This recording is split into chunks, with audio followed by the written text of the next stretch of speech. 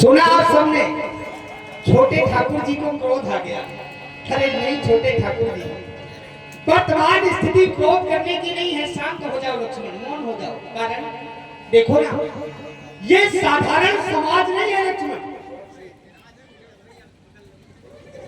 ये साधारण समाज नहीं है। इस समाज के विषय में कहा गया, पुर नर नार सुभग सुच संता धर्मशील ज्ञानी गुणवंता।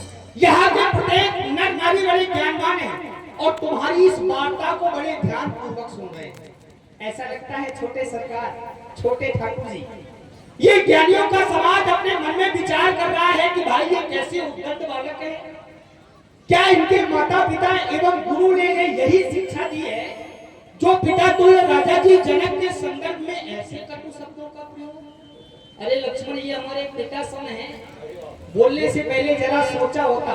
देखो लक्ष्मण, पिता तो पुत्र के संदर्भ में, पिता तो पुत्र के विषय में अच्छा बुरा कुछ भी कह सकता है, ये उचित है, लेकिन पुत्र पिता के संदर्भ में कटु शब्दों का प्रयोग करे नहीं लक्ष्मण, नहीं, ये सर्वदा गलत है। मौन हो जाओ, शांत हो जाओ। क्यों लक्ष्मण, हमें क्या करना है? क्योंकि हमने सुना क्या, धनुष यज्ञ सुन रघुकुल ना था हरस चले मुनवर के साथ। हम क्या सुनकर आए, मिथिला में धनुष यज्ञ हो रहा है और हमें यहाँ आदेश क्या मिला गया, सीए स्वयंवर देखी जाइए। हम तो यहाँ सीता का स्वयंवर देखने आए हैं भाई।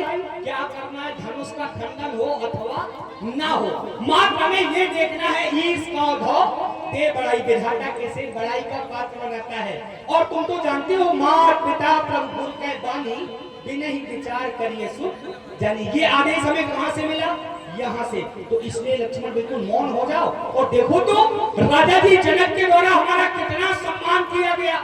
जिस समय हम मिथिला नगरी में आए, सब मंचन के मंच एक सुंदर विशाल मुनि समेत दो बंधु कहाँ बैठा रे।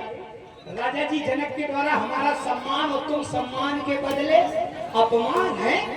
बहुत बोलने लगे हो, बिल्कुल शांत हो जाओ। इधर देखो, अभी भी क्रोध है ना, क्रोध को तजो, मुस्कुराओ, हंसो।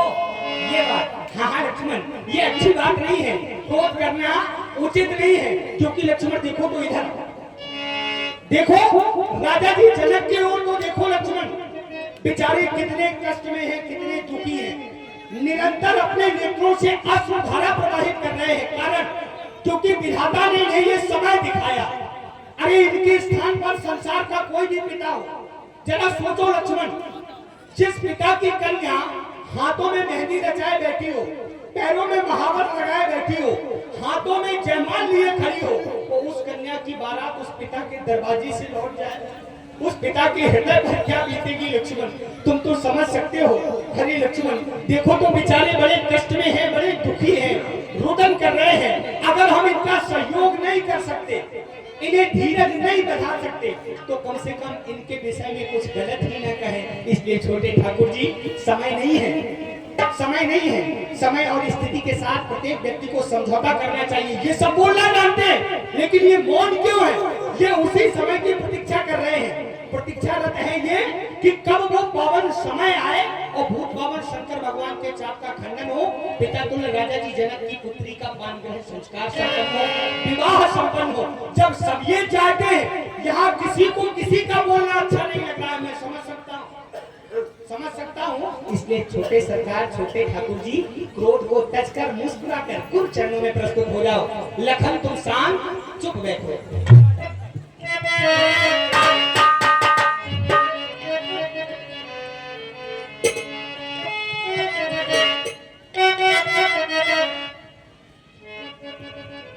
लक्ष्मण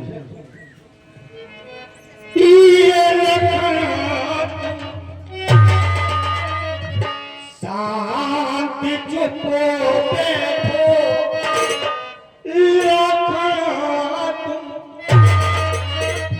शांति चुप बैठो, वृथा क्यों क्रोध कर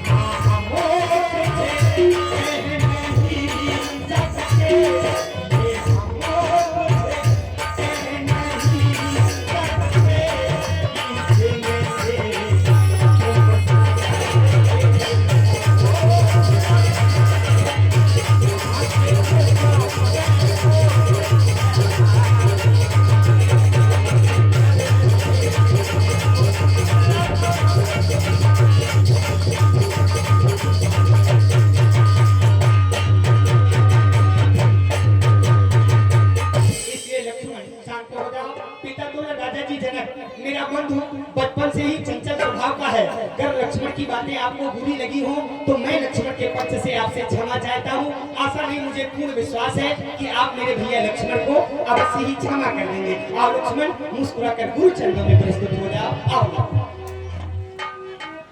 वैश्वामित्र समय सब जानी बोले अति